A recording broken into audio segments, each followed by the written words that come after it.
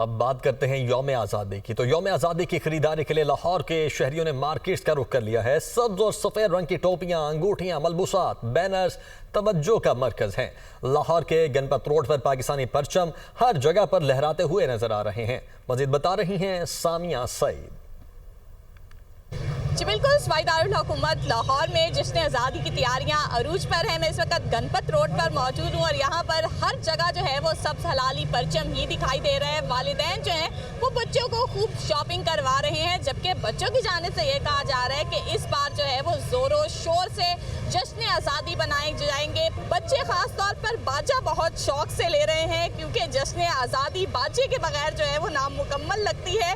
जबकि यहाँ पर मौजूद जो दुकानदार हैं उनकी जानिब से ये कहा जा रहा है कि मुनाफा कम रख रहे हैं ताकि हर कोई जो है वो जश्न आज़ादी को भरपूर अंदाज में मना सके। अलबत्ता वालिदैन की जानिब से कहा जा रहा है कि इस बार आज़ादी मनाने का जो है वो अपना ही मज़ा है, क्योंकि भारत को धूल भी चटाई है, तो इस बार जो है वो आज़ादी भरपूर अंदाज में मनाएंगे। जी।